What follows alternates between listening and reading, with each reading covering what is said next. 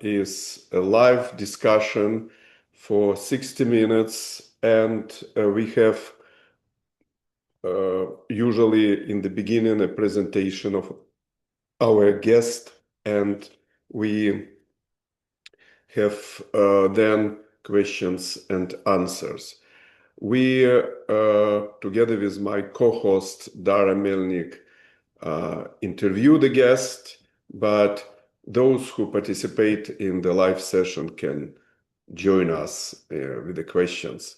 We put our webinars, recordings of our webinars on YouTube, and I hope you are signed and you can see these recordings later. You can learn more about these wonderful universities. And now I ask Dara to, by the way, I would ask the administrator of webinar to move to show the next slide. Yes, yeah, okay. Now, Dara, you can go, please.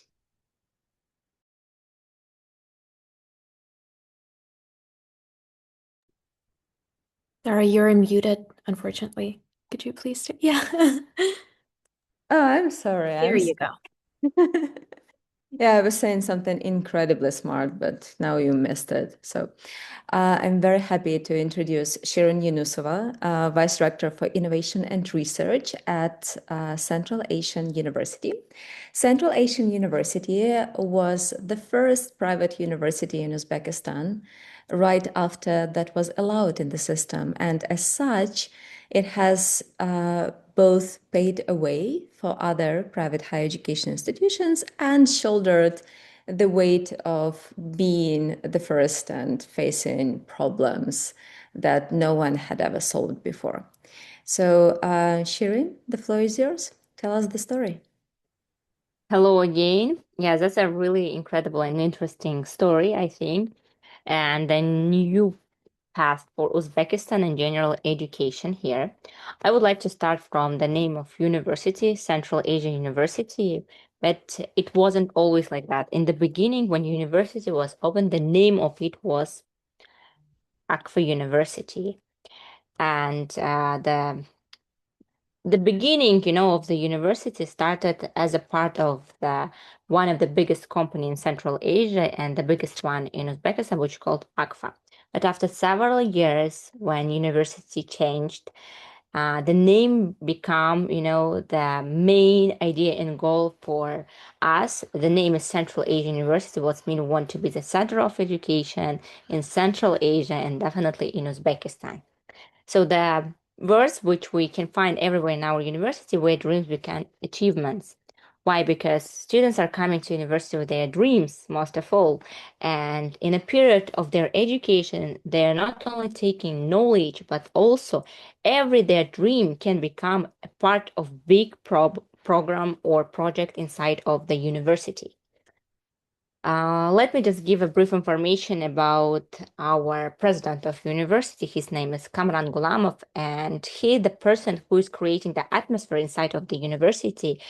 And for me, as a person we always should remember that even if we're working in education, we were also students. The big surprise for me was that the goal of university, which were given by our president, was not only to create amazing education and give opportunity for students to study, but also give them opportunity to have their life there, that social life very important, that communication is one of the top now, and that we need to give attention not only to education, but also to generation. There is a Gen Z. We need to know that if we compare, there's a different moment in history we're coming. Now it's about AI, it's about IT, it's about GPT chat. And as professors, we need to accept the fact that currently education cannot be without it. However, we need to accept, understand, and we need to try to involve in the process of the life of our students and make them to have more time inside of the university, and not only give education and leave them after that, but also give opportunity to find their job. 99% of our students, they're not leaving the university after graduating. They stay with us in the project. They're working inside of the university or inside of our company. So we're not only building the education, but we're building big society. If we look to our campus, there is several schools, and every school is going to have their own building. But as we're very young, we're just 6 years. 6 years ago, government allowed to open private university, and we were the first university who launched several schools. Currently, we have medical school, we have dental school, hospitality and tourism school, business school, and engineering. And from this year, the School of Architect and Design is going to be separate from engineering school, because we need more attention. People who have been in Uzbekistan, they know that now we're growing, we have a lot of new buildings coming, and architect and design become very important, because Uzbekistan, it's always about culture and tradition. So not to forget culture and build in the same moment very modern building is very important. When the university was created, the way was very difficult. I think that everyone knows that in our countries, people don't believe to the private education. Most of all, we used to go to study to government university. It was like in DNA. So you grow up, you're just going to university, which is like 100 years, and here's coming new university, and people don't know. They're thinking, can they go? What is going to be the next? How long the university be? And university decided to create some kind of hub, an ecosystem, that people will see that it's not only about earning money, it's not only about giving education, but it's something more. And now you can see the circle and what's inside of the university. There is not only just schools, which I mentioned before. There's also hospital. Currently, we have AKFA Medline Hospital, where students can work, can have practice, but there's also going to be a very big Cleveland project. There is several projects which connected with the pharmaceutical companies, with the labs, with the pharmacy, with the web banking, medical equipment. And if you can see that almost all circle is about the medicine, because the biggest school inside of our university is a medicine. And the question which we always take that a lot of universities now prefer online education, or they're making their education shorter for 2 years, 3 years.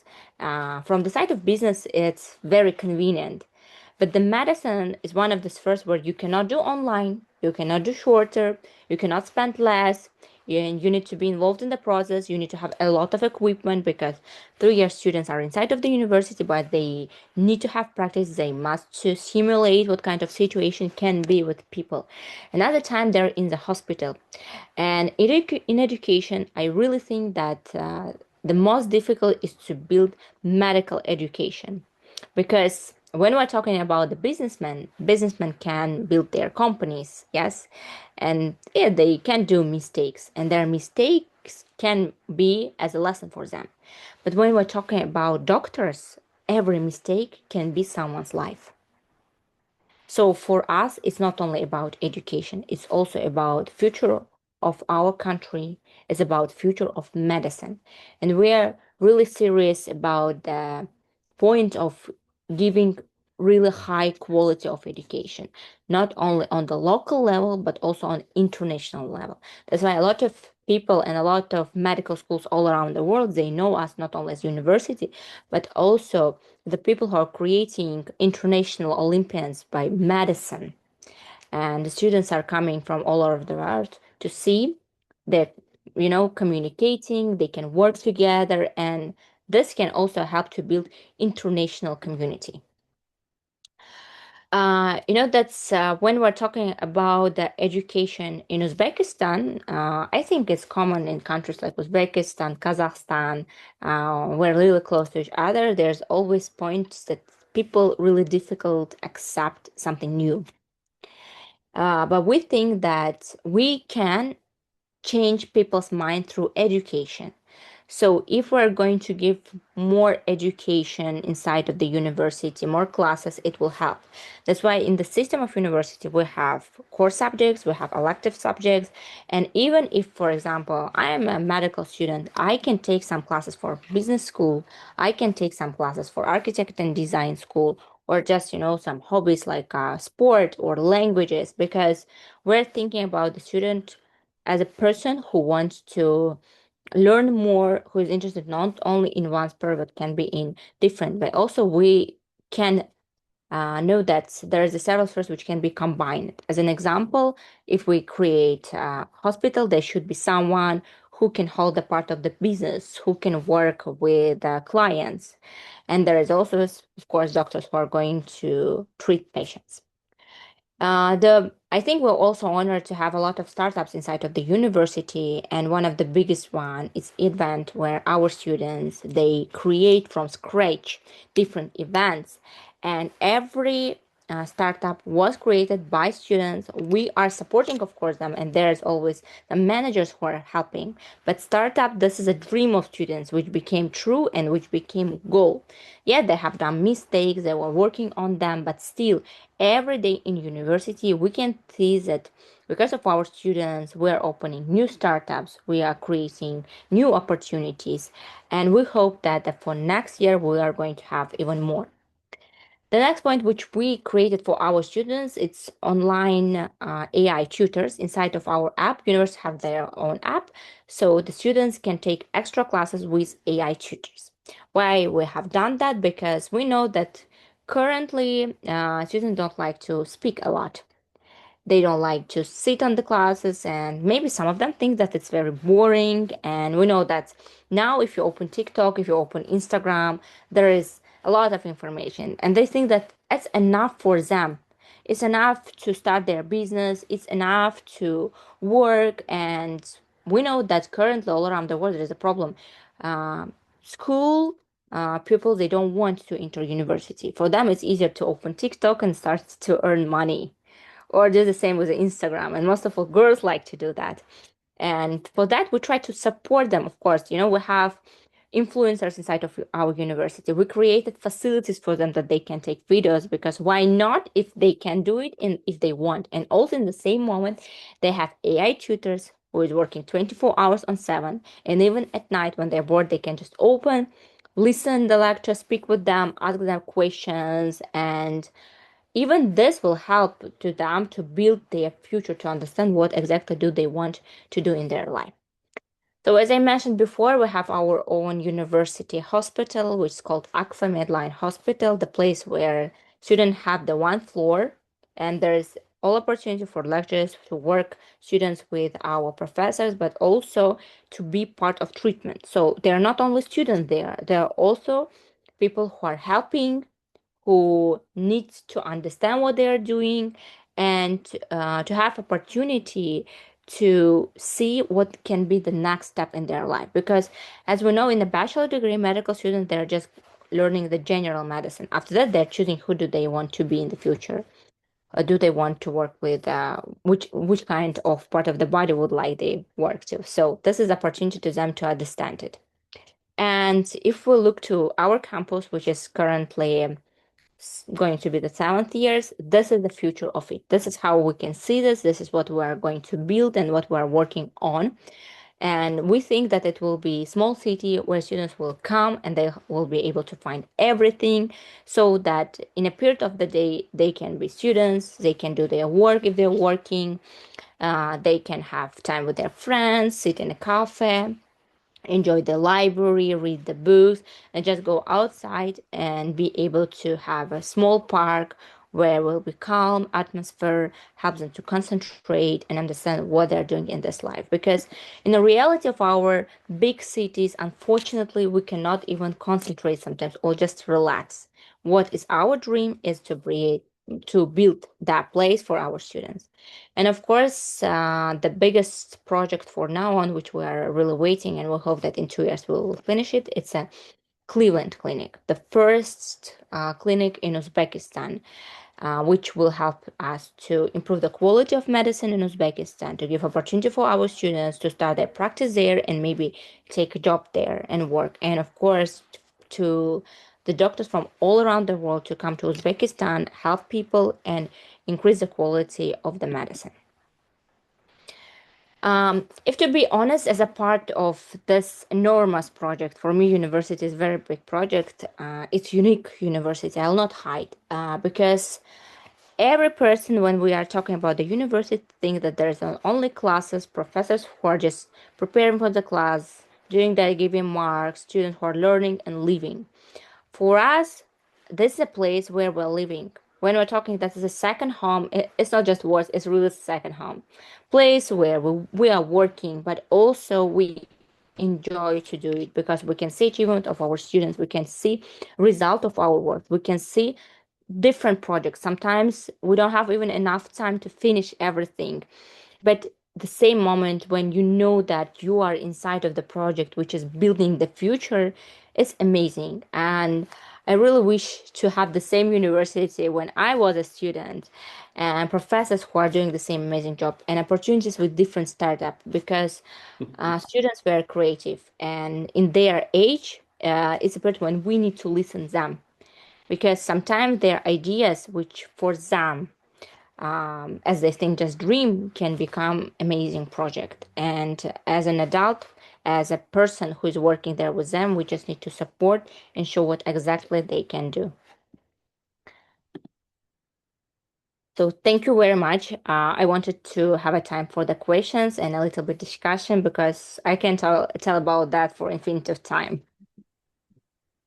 Thank you very much. Thank you, Shirin. And yeah, we can have a discussion, start a discussion.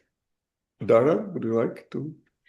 Yes, Shirin, so we met in Baku with you, as you remember, and I remember having quite an interesting discussion about challenges that private universities face in Uzbekistan. And I wanted to ask you first to actually list them for our audience members from other countries to understand what's the trouble apart from just public perception. And secondly, I wanted to understand how Central Asian University navigated them. How did you deal with them, and what are some of the challenges that are still remaining that's still ahead of you? If we're talking about the past, I think the first problem was that people don't believe. Something new came up and private universities. Just want to tell that before in Uzbekistan we had the government universities, which is very strong also, and several of the foreign universities like Westminster University, Singapore University, which is giving the diploma of different countries. And here is coming first Uzbek private university. People were curious, but they were, more happy to see what's going on there inside. And yeah, there's students who believe and started to study there, but medicine in a private university, that was the first problem that people were afraid to start it. And I think it's not only about education. People generally afraid of something new. The second of all was difficult to be an example. Because when you are the first, it means that people are going to go after your example. So to do mistakes in this space is we were just afraid because people were expecting a lot and our plans were very big. The third, what I think for us as private university was difficult, it's to show ourselves on international side. What do I mean? Because 6 years university, and of course, when we're looking to other universities, rankings, different collaborations, and to start a space, it's more about being afraid of doing that. But anyway, we decided to take it. We started it, and I hope and I think that in a very short period we did big results. But more we do, of course, more we want to achieve. And also, I think the problem for us was the level of English. Our university is 100% in English. And medicine in English, language is very difficult. medicine is very difficult, and we combined it all together. Or can you imagine engineering, which is quite difficult for full in English? So it's meant that before entering our university, kids need to learn English, and after that, they can only start it. And currently in Uzbekistan, only our university have medical education full in English. Before it was, we had before universities which were teaching, who are teaching in English, but it's more about business, or like teaching English as a second language, journalism, for example, but definitely not the medicine. That's what's difficult. And I mean, still language is very important for us. By the way, Dara, just to clarify, do you? We had one of our guests was High School of Oil from Baku. They also teach in English in Azerbaijan, but they realized that this is a very high barrier for students from low income class families, and it really a barrier for many talented kids from rural areas, etc. So what they did, they introduced a year in before. I forgot how they call it. Pre-undergraduate Like program. Yeah. So do you have something like that, or you have only kids who went to specialized schools or had, I don't know, had private tutors? we have a special program, we call it Be Student. So kids can start their education 1 year before inside of our university, and we're giving opportunity not only connected with language, with improving their English, or for medical school, biology and chemistry, but also they can be a part of our university, go to sport classes, attend language classes. Why do we do that? Because as we know, when they are in ninth or 10th grade, they exactly don't know what do they want in this life. It's difficult. They want to try everything. So we are giving them opportunity to try everything, to understand what exactly do they want, to see example at university, maybe to speak with our students. They're also part of our events. And yes, this helped them to improve language, to understand exactly what do they want. The psychologist from university also working with them. And at the end, after several time, they are ready and they can enter university with medical school. Definitely, they have biology and chemistry exam. And if we're talking about the business school, for example, it's more about only language. But let me push a bit. If I'm a boy, I'm boy, from somewhere from Navoi, Okay. right? And my family cannot afford to pay for additional education. But I went to Olympiad in chemistry and got very good results. Will I have a chance to get into this B year for free? I can tell you even more. University really support students who have been in different Olympiads or who have sport achievement also. So even if you're entering university, for example, were you a part of B students or not, with achievements in Olympiad, you can enter the university and you can have scholarship also. I see. Okay, good. Dara, thank you. I actually have some follow-up questions regarding language as well. So one of the problems with teaching in English in a country that is not fully English speaking is at the entry. So we have just discussed that with you and Isak. But another problem is when graduates actually enter the workforce. So this is something that I've seen in the Emirates. Students study in English. They don't really know professional vocabulary in Arabic, and then they enter the workforce and they have no idea what is being discussed. And we are talking medicine, which typically means a lot of pressure, a lot of quick decision making and acting upon decisions made. So how do you help them with that? So first of all, when they're entering university, of course, I mean that their basic language is important, as I mentioned. After that, every class inside, before they're starting to learn the class, they have special vocabulary, which will be helpful for them. The next, if we're talking about English, can you imagine they're doing this medical degree, 6 years in English, and a lot of our students, they try to pass USML exam earlier. They started from the third year of their education. If we speak about improving the language, we have extra English classes for them, and we have almost, yes, I think half of our professors are foreigners.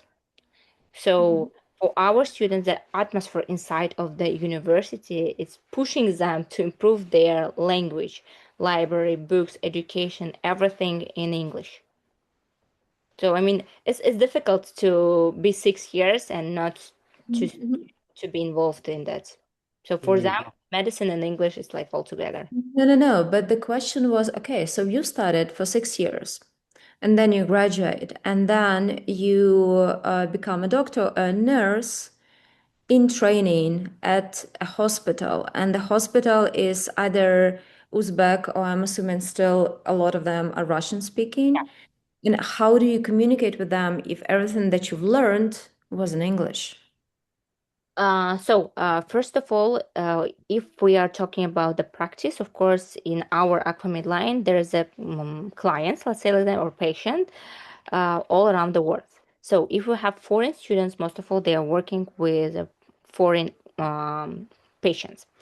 Our local who have the first language, Russian or Uzbek, they can choose in this moment. So inside of the clinic, there is a 3 languages are going, and students are in this atmosphere from the third year. So for them, it's difficult not to communicate because I had the same question, honestly. I asked our students, because you are learning medicine in English, is it difficult to switch the language? And when I asked them question, they just thought about that. They were like, I have never thought about that before because I came here, so they are using 3 languages and I learned them all. Even our foreign students, they have extra classes of Russian or Uzbek. They can choose what they are learning.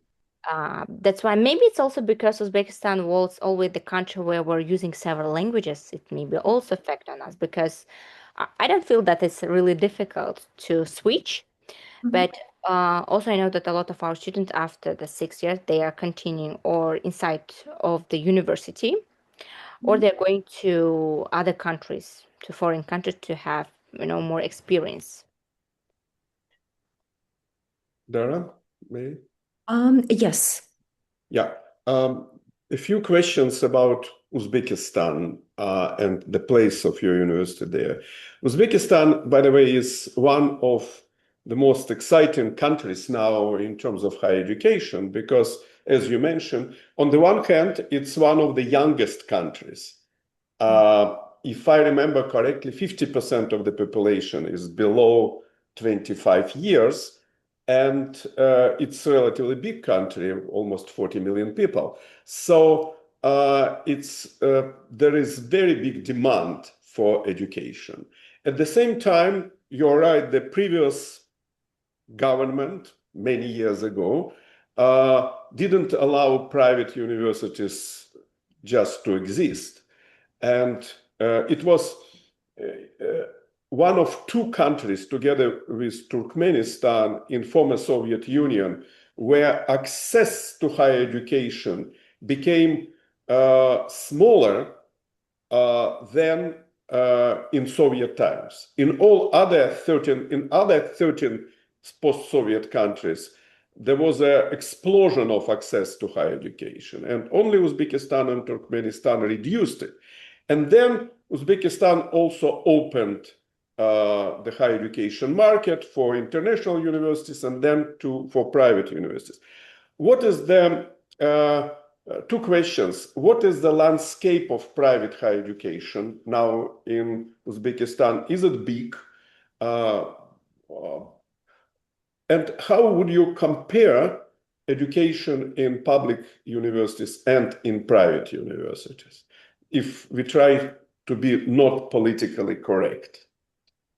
You know, I can tell that Uzbekistan really growing and changing in the last period. You can see that. And our president is trying to give more opportunity for people to be able to choose university to study. It started to be very important for us.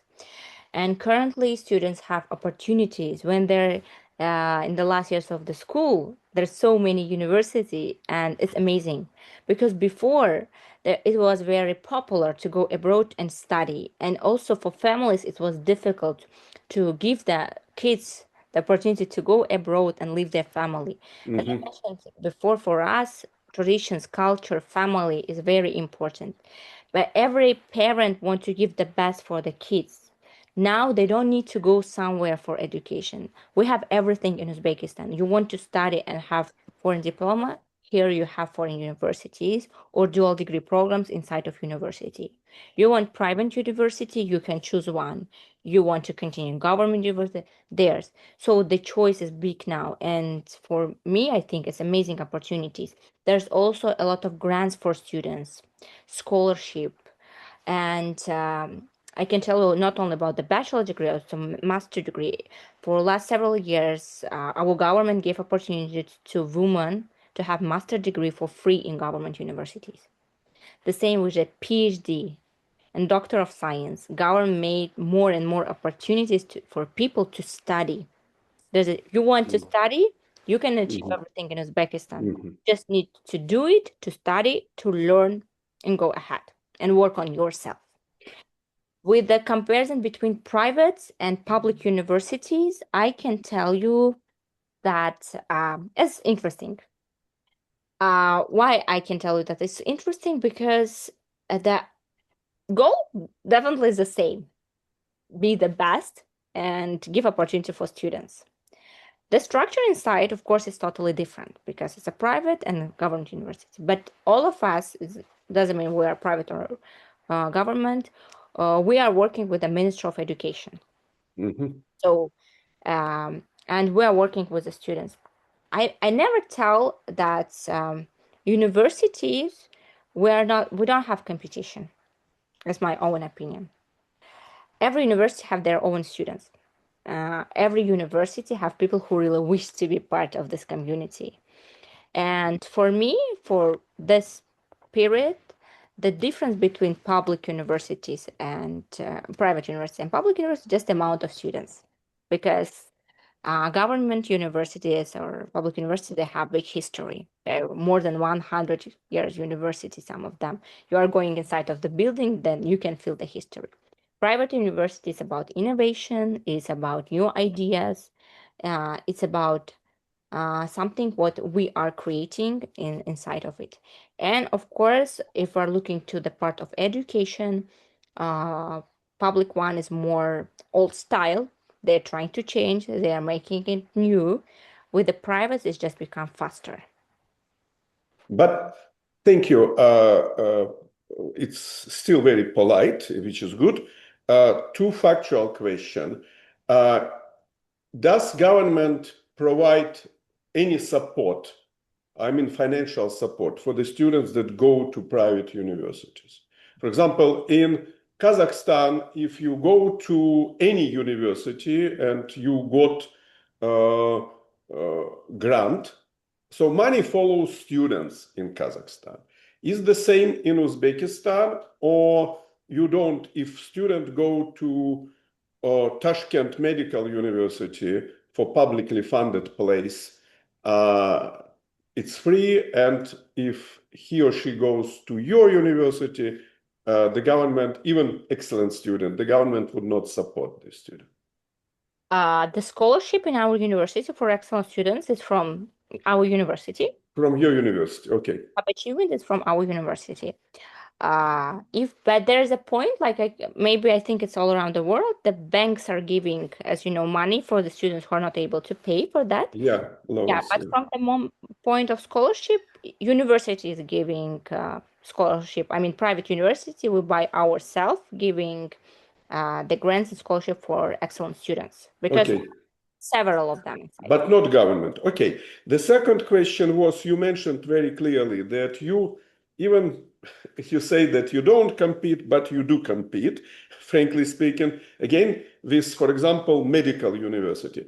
And you mentioned that one of your advantages is innovation. You do things differently. So what, for example, in teaching and learning, what do you do differently compared with old style, as you said, public university? Okay, if we're talking about exactly medicine, Not just medicine, not just medicine. Yeah. okay, general. We have simulation rooms inside of university. So they're very modern, and you can find things which unfortunately students cannot find in other universities. So it's like, for example, the engineering school, they have all machines and they can try it inside of the university. So like a basic stuff of engineering, they can learn it. If we're talking about the IT, they have the best computers and everything that they can use for creating programs or some platforms. About the medicine, there is enormous rooms, simulators where you're entering. You can wear this VR glasses. You can see the body of the person like you're inside. There is a special machine when like you can feel yourself as you're doing surgery, and computer can show you did you correct, did you cut it correct, and there's several types of the like injections, how you can do them. So these kinds of machines are inside of our university, giving opportunities for practice before the practice. The next, if we're talking about the facilities, I mean, definitely facilities are different, and our students, they have practice in a private hospital.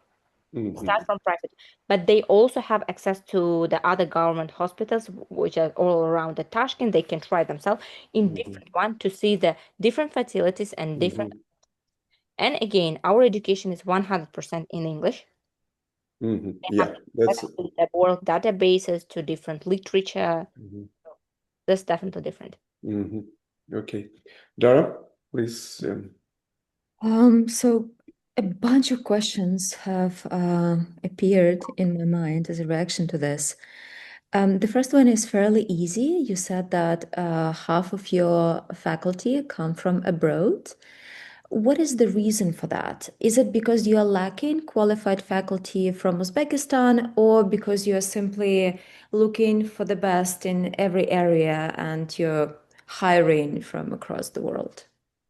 When the university first was open, as I told, it was just first university who started to teach medicine in English. So it's mean as we started, there was not so many people who were able to be very high qualified in medicine and also on a high level know English first. The second of all, of course, international experience we needed in university, so that our students can speak and can learn from the people from different countries with a different experience. And as I mentioned, we have also Cleveland project.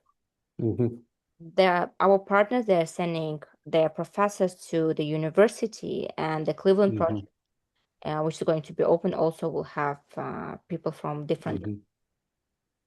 So it's more about, the subject, if we're looking not only to medicine, but to different ones. Spurs, some of them very young, and it's even difficult to find professors from all around the world. And we're lucky to have a lot of professors in Uzbekistan, or some, Uzbek people who were living abroad before, they have seen our university, and this was for them opportunity to come back and teach here. The second question, I'm wondering about funding. So where does the funding for scholarships and generally for university operations come from? Is it philanthropy? Is it that you are earning money from contracts? What is the mechanics there? You know that we are still young university, and yes, amount of students very important, but when you are thinking about the quality in the first 10 years, it's always difficult. You need to choose or quantity or quality. But I mentioned also before that our university is part of one of the biggest company, which is called AKFA Group. So definitely university have support from our company. Great. And also, Dara, as I understand, medical education is relatively profitable. Let's be open. And also, university works with private hospitals. And in most cases, when we look at, for example, American private universities with hospitals, usually they provide some financial support even for those areas that are not as profitable. So probably we have here something like that. I mean, yes, but you know that with the medicine, it's very interesting. Every several months, something new is coming up, some new machines for the better medical education, yes. And every time when we're coming to some level, there is something more what we need to achieve. There is something what we need to buy to make the education better. Mhm. And there's always something what university wants for our students Mhm. and for our professors to make their Mhm. job better and for students. Mhm. So this is like a real life of universities. Mhm. So I want to go back to the question of funding. As I'm looking now for different alternative funding models, I'm quite interested why AKFA Group is investing in a university. So the models we've seen so far with ISAC across different countries, including Central Asia, is kind of the following. So there is a big corporation, and first it wants to train its own employees, and then it kind of gets out of hand and scales up, and a university sort of emancipates from its initial mandate to a much larger vision and mission. Is that your story as well, or is the evolution different here? Um, as I have shown to you that university have different first, and we are building the future of government and future of our company. And the people who graduate from the university, they always have place inside of the company. Because why do we take place from outside if we can take our students? For example, we have School of Tourism and Hospitality, and we have also hotel. And of course, we need people who are very good in their work, who are qualified, who are educated in this sphere with a good level of languages. That's the way how we're lucky to have our students who are going to continue. We hope that they are going to continue. Of course, a lot of them that trying themselves in different spheres, sometimes coming back. Some of them think it's better to stay inside of the company. So for us, it's as I mentioned, big hub. They starting as students, but after several years, they're our colleagues. And do I understand correctly that there is no obligation for them to work at Aqua specifically? They can. Yeah, they can go. I mean, we have special program when they're students, they can work inside of university. So they have salary, they work, they have hours of work, so they can start and try themselves. I can give you an example. I had a student, she was working inside of research center, side of my project, and in a summer period, she decided to work a little bit in an AKFA HR team to work with them. So at September, she officially started her work as a part-time there because she understood that she really liked this HR process. She wanted to be involved in it, and she continued. But also in the same period, I have some students who tried themselves inside of university, and they thought like, I need some more experience, and they are going to different places. They're trying. There's never like you must work, but there's always the door which are open for them, and they can come back even after trying themselves in different spheres.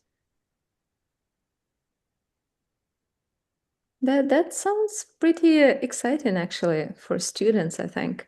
But question, so the student who worked in an HR team, did she get any credit for that experience? Did it count as an internship and towards her degree or Yeah, mhm, she's in a business school, mhm, and she went to internship to AKFA, and she tried herself in different departments. Then accidentally she was helping to HR team and she liked it very much because, internship is just a short period, like, I mean, not whole summer. Yeah. But she decided by herself. I know that a lot of students, they really like it. For example, with the medical students, all summer they're still in the hospital. And she just understood that she liked it, and people were very kind. They were teaching her how to work. And you know that for students, it's very important to feel themselves, yes, as a part of team. So she's still working there, and this is her last year at university. And when I asked her, she really wished to continue and go full time to this work. Splendid. Isak, may I ask just one last question? Okay, no, sure. What about research? So you have a lot of research and R&D going on. Is it all linked to AKFA Group needs, or what portion is connected to AKFA and what is driven by curiosity of your researchers? So research is coming from different sides. It's more about the sphere what we're talking about, but we are always supporting our professors with research because we think that the research is the moment where innovation are coming with it together. That's why we even created our university journal, which is called Cow Journal of Applied Research. And also research is helping us to grow next generation. If you check the research of university, there's a several types. The research which is done by our professors, and it's more about the spheres which they are learning more. So it's a curiosity also, we can tell the point, and also this is the goal of their life. If they started to do it 10 years ago, so as you know, step by step they are doing. Second research is done by our professors and student together. It's more about when professors is teaching to student how to do research and helping them to find the field which they are interested in. The third research is more research of projects. When students are opening their project, they're doing research about the needs inside of our country. Mm-hmm. The next one, which is more only about the medicine, research about the problems. So we know that all around the world currently cancer is still is one of the biggest, unfortunately, program, and this illness become younger and younger. I know that the team of our students now working on learning in which part of Uzbekistan, what kind of cancer, in what period, why it's appeared. So in the medicine, it's more individual from the point of what they are learning because we know that our medicine wanted to make us stronger, healthier, and there is always something what they're learning about the difference first. And the next research is more about the real project what we have now when they're growing, they're doing research, they're comparing the world experience with experience in Uzbekistan and how can we adapt what is there in the world to Uzbek one. Isak. Yeah, so it's interesting that AKFA Group is famous by it, at least from the beginning, by its construction projects and big engineering. But your university has software engineering, but not probably construction engineering. It's is We it have correct? we have architect and design school. I see. The younger Still, yeah. But also, I realize that AKFA now has a huge business in health industry. AKFA Medline, right? It's called this private hospital. So it's very interesting, Dara. In fact, we never touched medical education because medical education usually is extremely conservative and it's super regulated. Yeah, we don't mess with medical Yeah, education. the whole sector is very regulated. Yeah. And what your university doing is really kind of it sounds very brave but very difficult because you have traditional Soviet style and it's not negative, it's very good tradition, Soviet style medical profession, medical standards, medical education. And here we move to Cleveland Clinic type of education. So how does it coexist in one country? So does it mean that in AKFA Medline clinic, medical doctors will work using different standards. And do you have and how did you get accreditation for medical profession if you don't follow these very rigid standards in medical education? I mean, that's a always interesting point because we know that there's a special standards for the medicine, for the medical sphere, and the medical school always checked by two ministries. Yes, I mean they're working with two ministries, Ministry of Education and Public Health. But if you look down to the standards, international one, and for example, in our case, government Uzbek one, they are the same. I see. The base of it is the same. And of course, we do everything as our government is asking by the standards. But if you read them and going inside, they are common with international because the health system in Uzbekistan is growing now, not only in our university, but generally in Uzbekistan. And we are looking now to experience of the world. That's why it's not easy to combine because it's a lot of work for us as people who are working in the university, but it's also very interesting.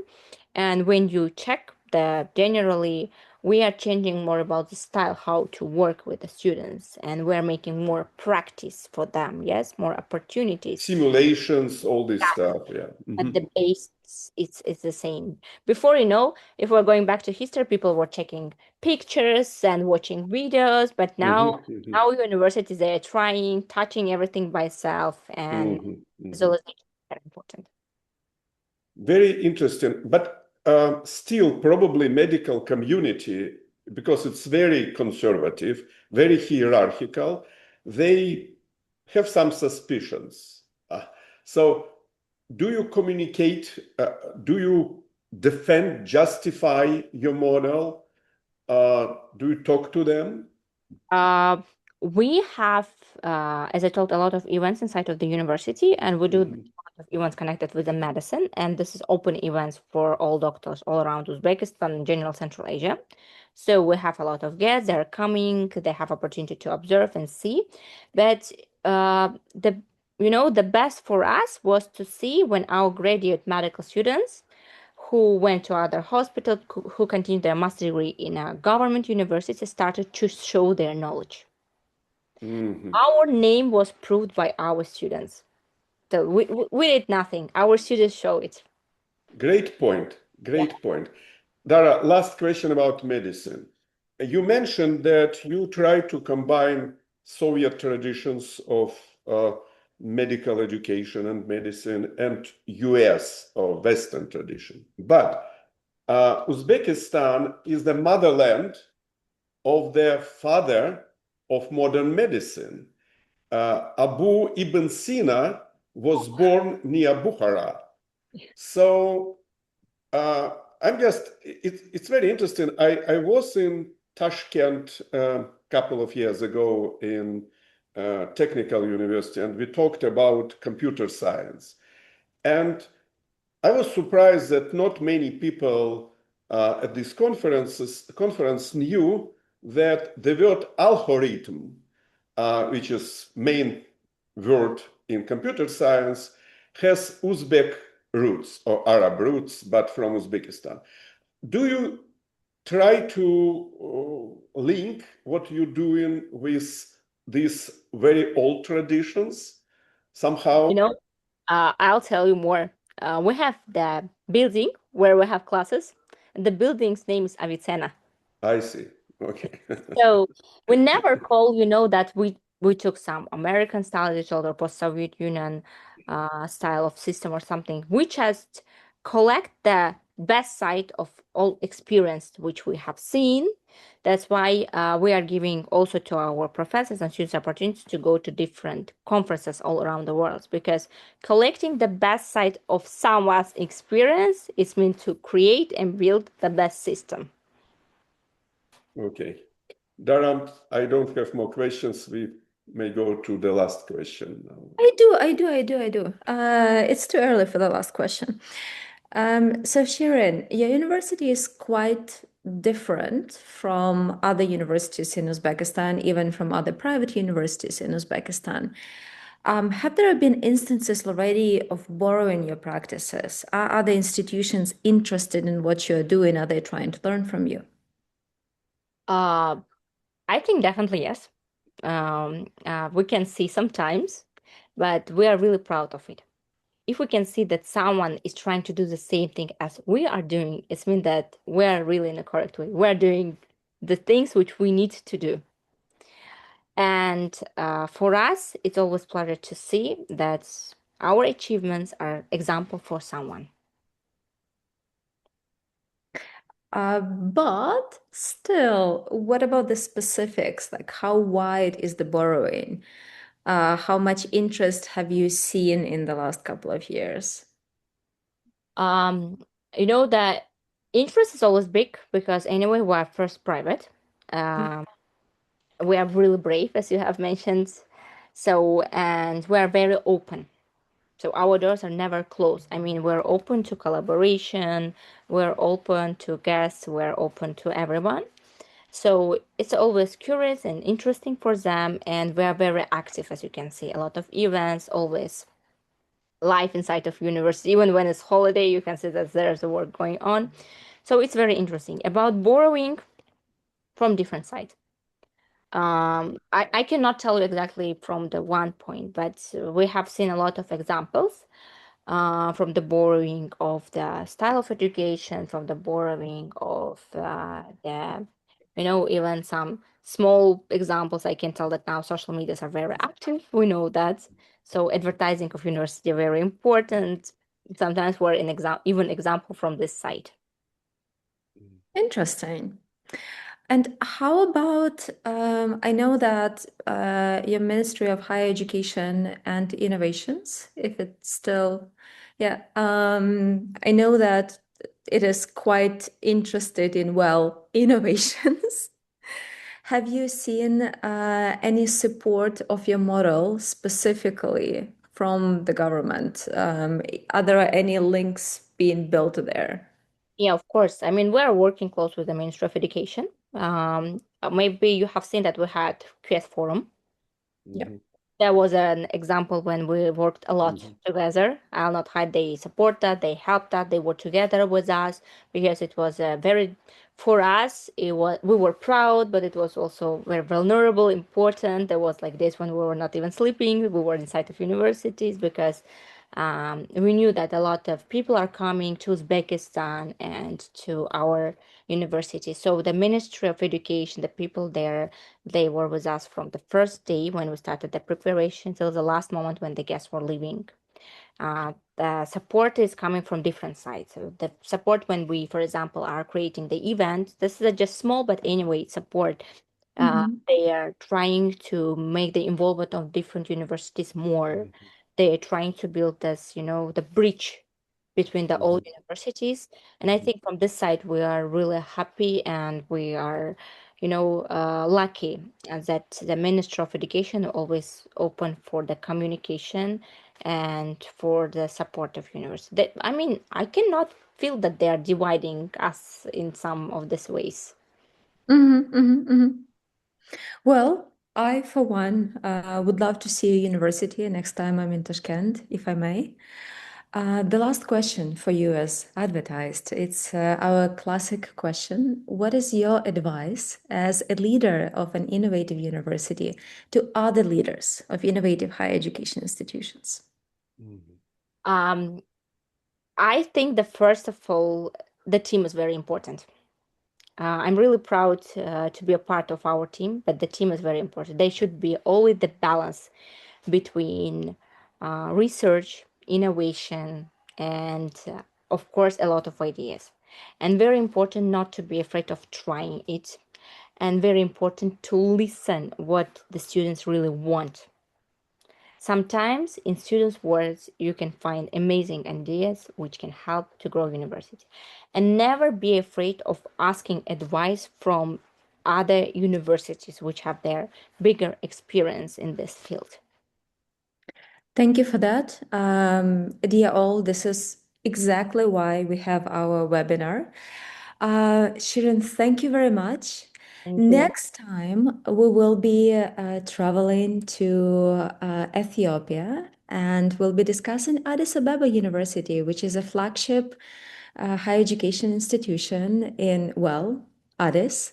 And our good friend Ababao Yirga Adamu will present the institution and explain its place in the system and the challenges they're facing, as well as the ways they're addressing them. See you next time. Thank you again, Sharon. Bye bye. Thank you. Thank you.